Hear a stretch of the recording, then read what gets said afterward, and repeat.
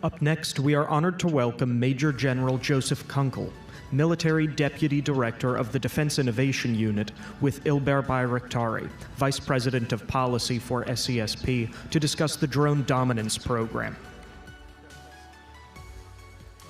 All right, everyone.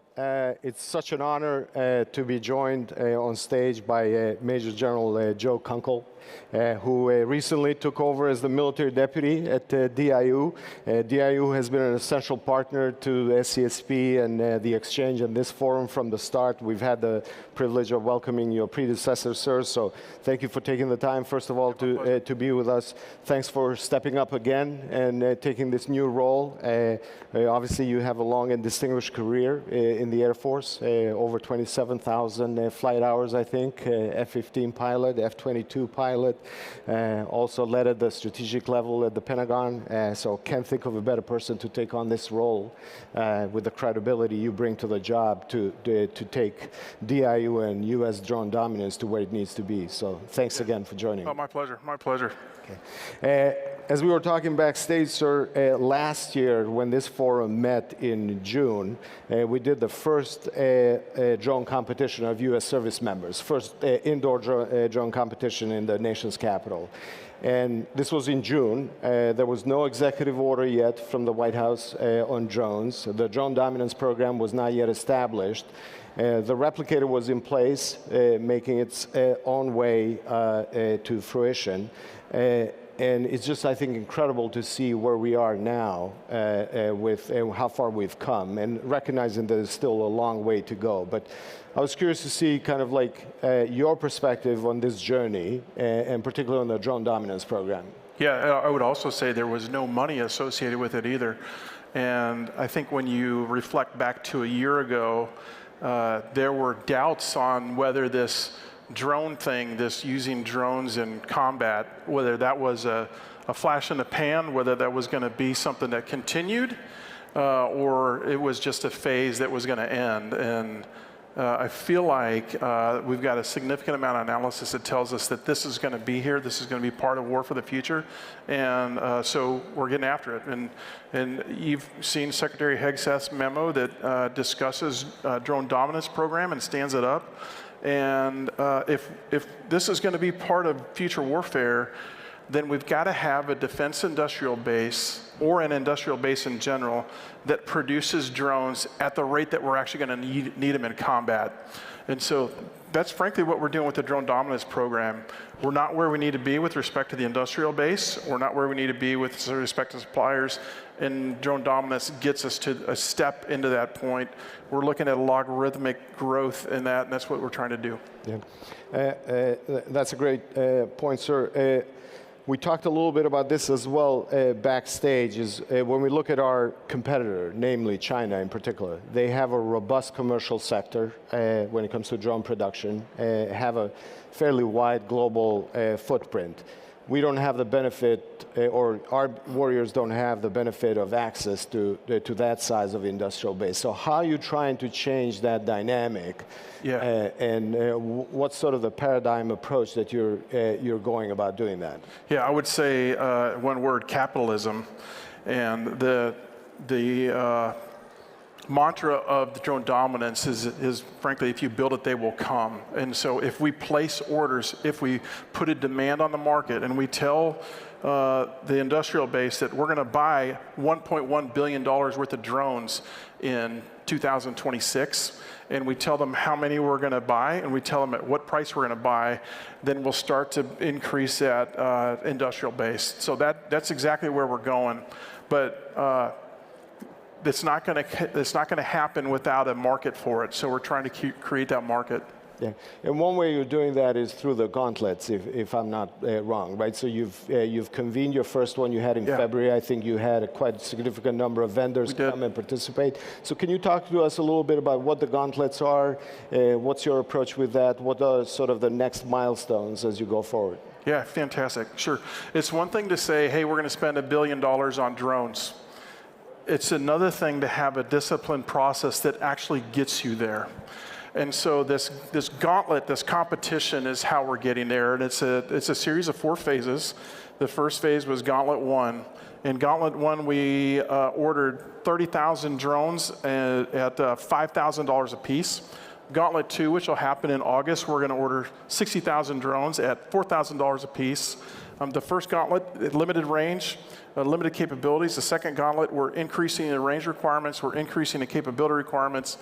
We're also looking at the sub-tier suppliers, and right now, we're not putting restrictions on the parts and where the parts came from, but you'll see in Gauntlet 2 that we're working towards more and more US-only parts.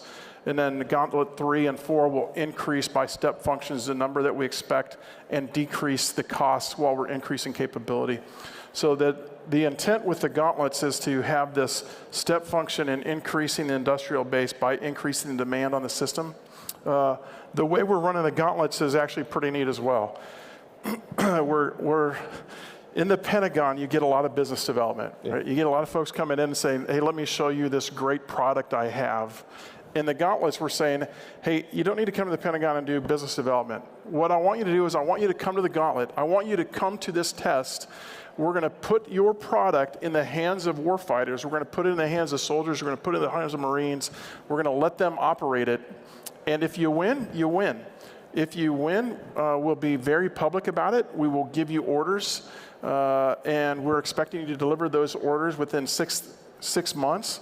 And if you don't, the opposite is also true. So we've got a website, dronedominance.mil. Pretty simple, dronedominance.mil, where you can see exactly how everyone did. There's a score chart there on the number of orders we're placing, the costs and that. So the gauntlet's frankly been a way for us to spur the industrial base. That's fantastic.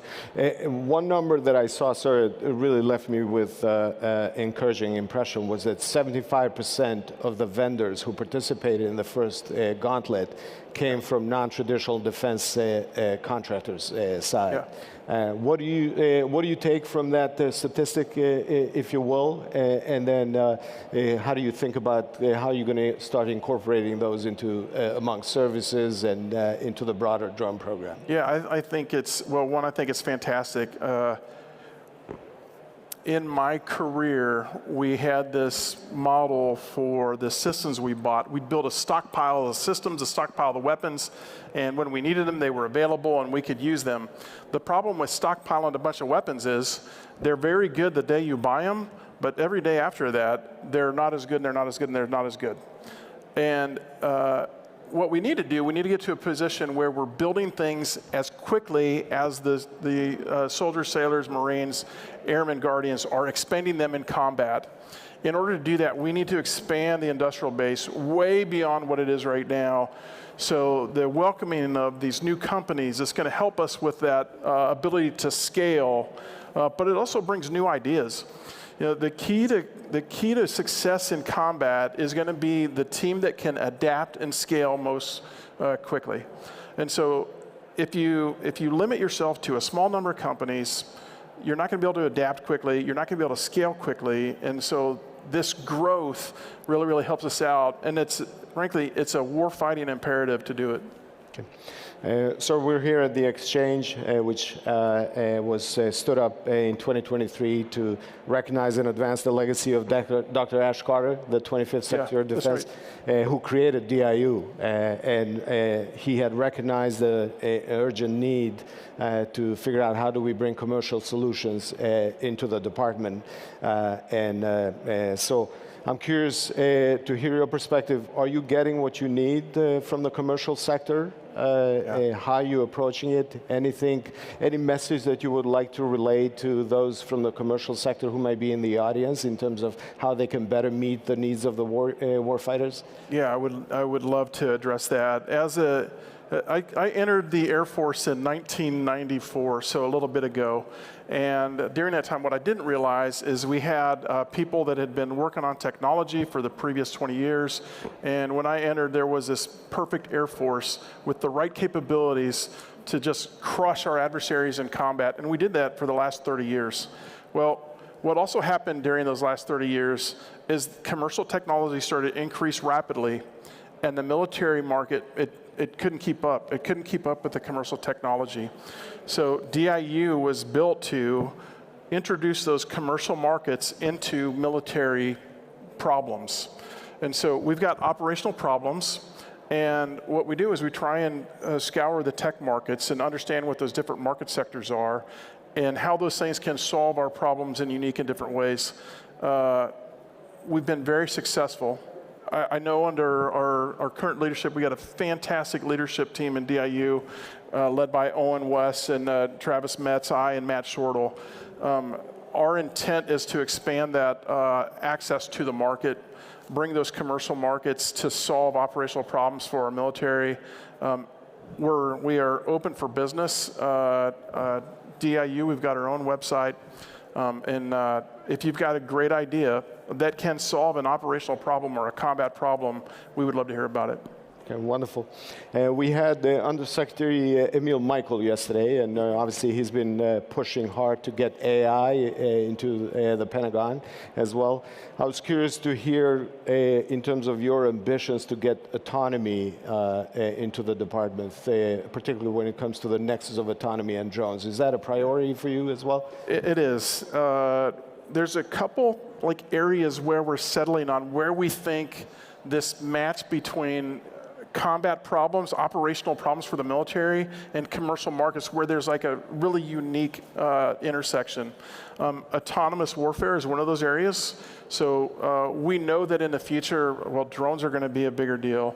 The ability to field autonomous systems is going to be a big deal.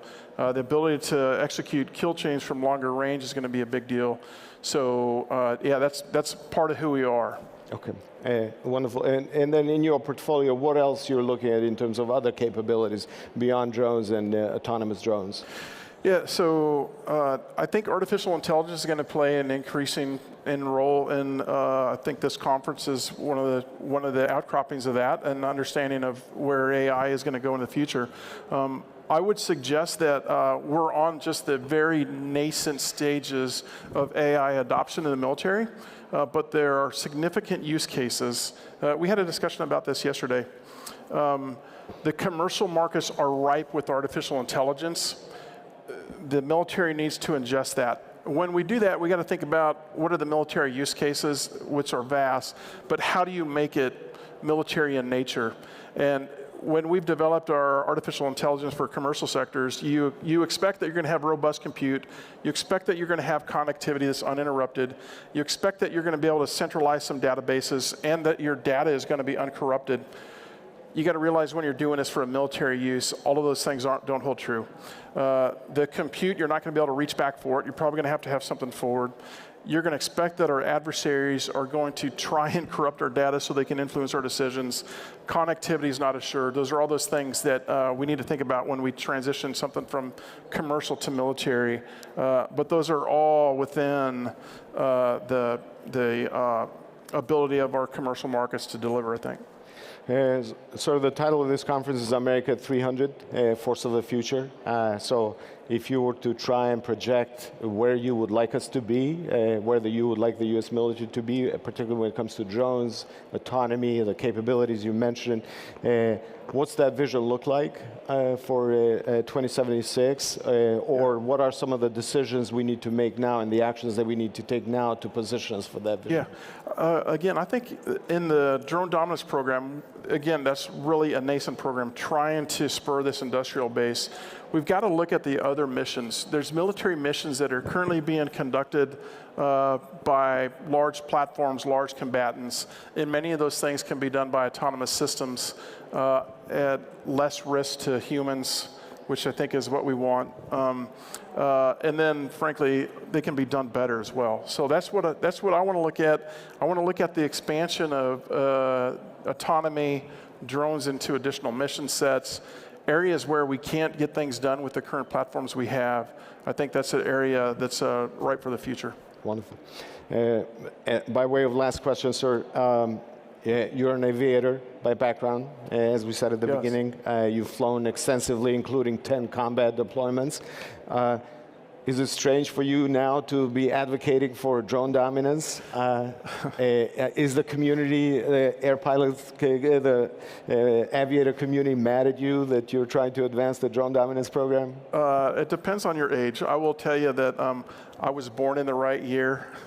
I was born in a year which made it so I could step into F-15Es when they were brand new, and then F-22s were brand new when I stepped into them. However, most folks, all they want to do is win. And they don't really care what the capability is. They just want to be successful in combat. And really what we should all be thinking about is we should build our military so that we are perfectly comfortable with our children and our grandchildren stepping in that military with the confidence that they're going to be able to succeed in combat. One thing is true, our nation will have to continue to fight for freedom, and we want to make sure we're successful in that. So regardless of the capabilities, we just want to make sure that we can win. That's a great message, sir. Thank you so much. I'll just share, at the risk of embarrassing you, I want to share a personal story with the audience. So the general and I met, if I could use that term, about 27 years ago. He was a pilot flying over Kosovo. I used to live in Kosovo, so being subjected to ethnic cleansing. And he and the other U.S. airmen and allied airmen came to our rescue. So I appreciate it. Thank you. My family is alive today, and most of my countrymen are alive. Because of your efforts. So just thank you. Thank you for joining us today. Thank you for what you're doing. And really appreciate you taking the time to be with us. Yeah, thanks for the opportunity to talk about this. Awesome. Thanks. Bye.